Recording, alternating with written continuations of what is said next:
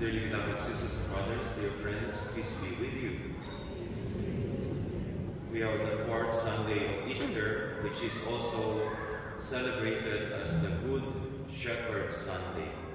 Today's Gospel reading portrays Jesus as the Good Shepherd and us as the sheep of his flock. But the question is, have you ever met a shepherd? Do you know someone whose work is a shepherd?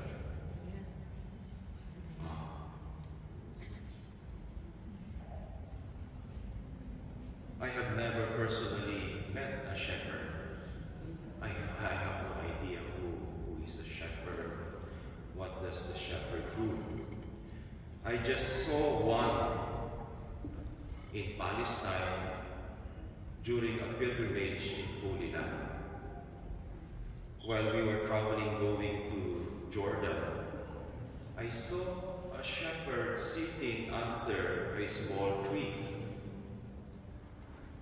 while watching his sheep grazing on the small grasses on the field.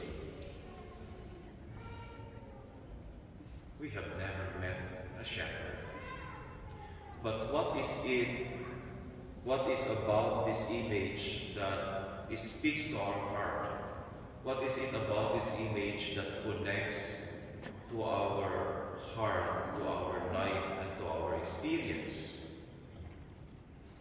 And why would the Lord compare us to a sheep? I will tell you something very interesting about sheep. When we studied this text in theology in one of our subjects in the New Testament scriptures, I learned something very interesting about sheep. The sheep are actually stupid, dumb. That is why they are considered as weak and helpless animals, creatures.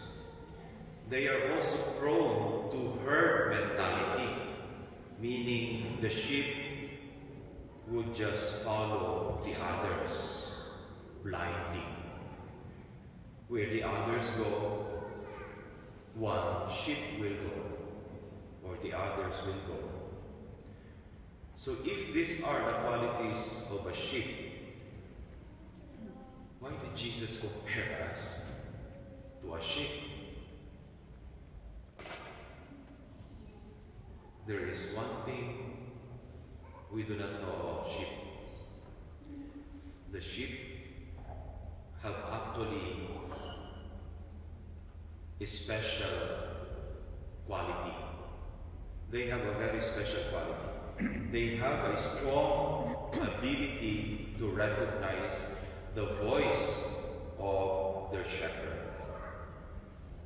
If someone who is not their shepherd calls them, they run away.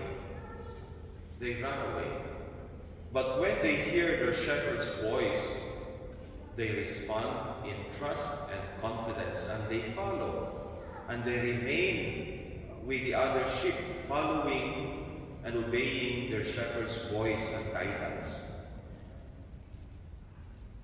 You know why the sheep are prone to herd mentality? Why the sheep just follow blindly the other sheep? It is actually a survival strategy. Because sticking together, remaining in the group, remaining in the flock, protects them from predators. When a sheep senses danger, it instinctively moves to the center of the flock with the others, and the others follow in unity. Now, we understand why Jesus compares us to a sheep. He wants us to stay together, to follow the voice of our Shepherd, His guidance, and to listen to His voice. Nandiyan po ba kayo?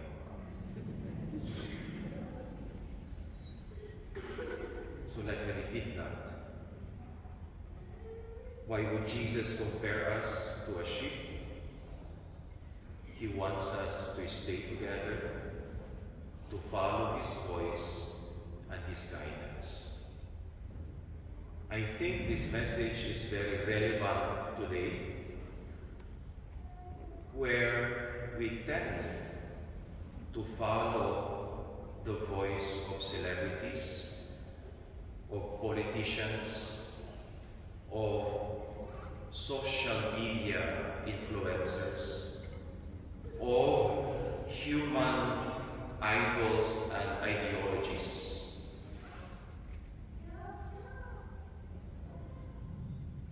And so it reminds us there is only one voice that we should listen to and follow. It is the voice of Jesus, our Lord and our Good Shepherd. The question is, why?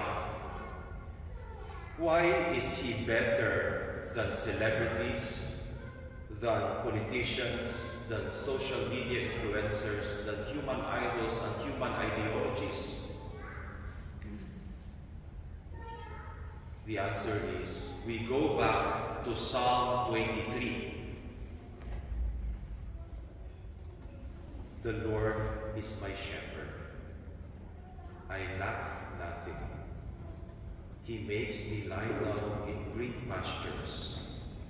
He leads me beside quiet waters. He refreshes my soul. He guides me along the path of holiness for His name's sake.